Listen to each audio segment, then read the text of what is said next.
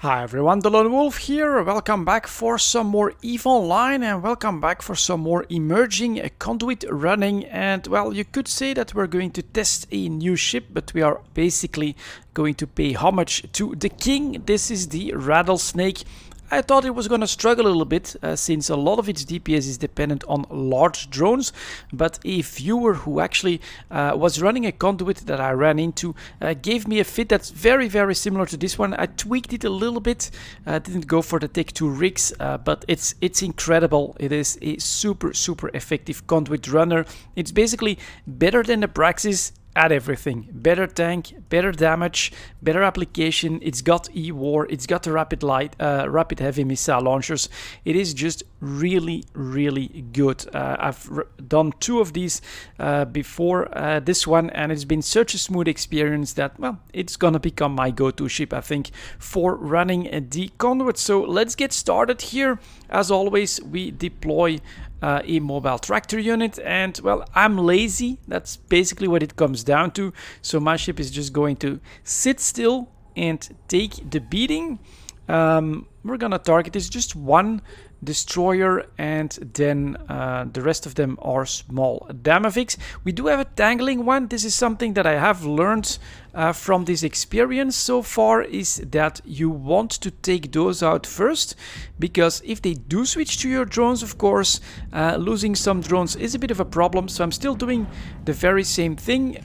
Launch at least 2 volleys of missiles before I deploy my drones and before I send them out to do damage, to try and lower the priority that the rats give to the drones. And well, we're just gonna take the tangling out first, because if your drones are webbed, of course, that's when you can get into some real trouble. Next up, we have a renewing. We're gonna take that down, and look at how smooth this is. This feels really nice. Go for applying the E-War first, I think, just again to try and keep the rats on your battleship, and that's destroyer gone. This is pretty much as effective as the Vindicator. Next up, we have a regular Rasneborg Damavik again, so he's gonna get targeted. Ogres are coming in, and that should be his armor gone. There it is, and he's gone as well. And then we've got the next one. I feel like I'm still mostly going to prioritize size and incoming damage over their actual E-Wars most of the time, but it matters just a lot less. I think you can clearly tell that my tank is holding incredibly well at like 89%, very easily for this first wave. So we're gonna take that one down as well. Come on, starving Damavik, get out of here. Then we get a second wave, 2 destroyers this time, but actually a small one, which is going to showcase the one drawback of this fit. It is the massively long reload time, of course, for the rapid heavy missile launchers. But the biggest advantage of this is going to be on the next wave, because it's a lot of damage coming straight on that cruiser, which means you take it out faster, which means you stabilize a lot more quickly as well.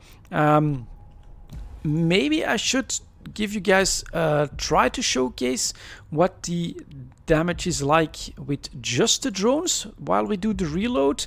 Although normally I would say that I would not do this because well, this is going to, I think, increase the priority that the Triglavians are going to give to my drones. But you can see that once it's webbed, target painted, the drones have really good damage applications even on these small Damaviks, and they can take him out pretty easily, although we did just see a miss right here. And come on.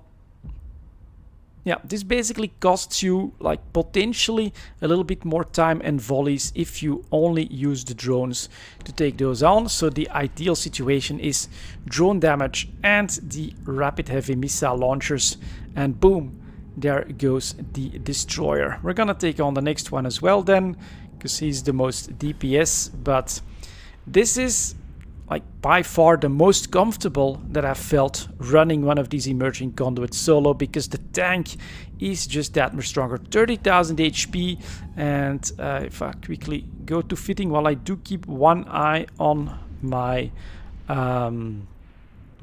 on my drones here. 236 HP a second. Yeah, it's just better overall than the Praxis at everything, at all of the strong points of the Praxis.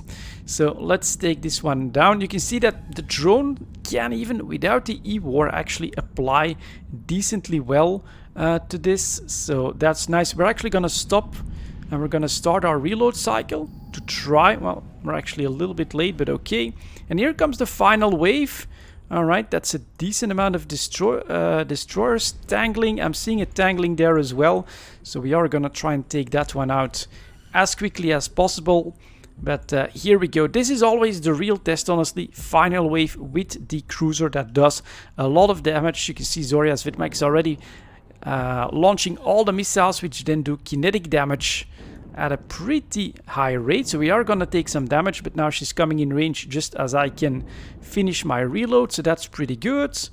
And we're gonna launch a couple of volleys. That's the first one, and then we're gonna do the second one as well.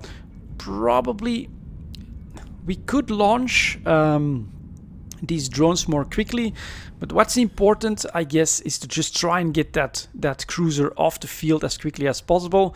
15 kilometers, so yeah, the ogres have to do a bit of traveling time, and that's when the tangling could become a problem. It's definitely going to become my second target, but we are, you know, launching volley after volley after volleys of missiles so quickly that yeah, that Zoria's Vidmac is basically melting while my shields are still at like 70%. She's in structure, and boom, just gone off the field. And after that, you're pretty much fine because everything else stays at 6 kilometers around you, which means that it's a lot easier for your drones. And Jesus Christ, that one was just deleted off the field as well. Let's go after this destroyer next. A little bit of cap here. All right, that's a warning to keep in mind, but honestly, I think we'll do just fine. If you have a need for it, you can go after the starvings first as well, of course. Ogres are still doing okay, so not even a problem with the aggro when it comes to the regular tactics. And then I guess we'll try to take on the starving.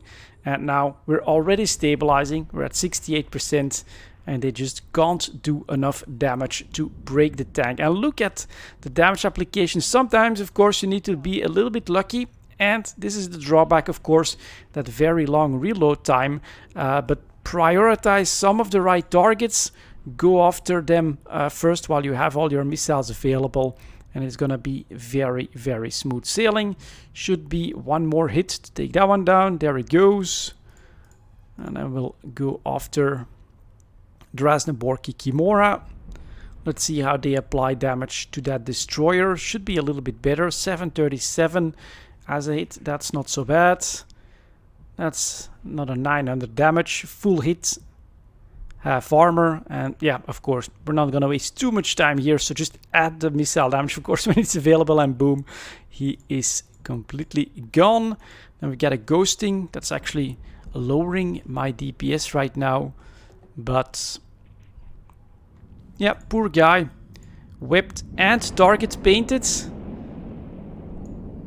And that's of course nice to see, right?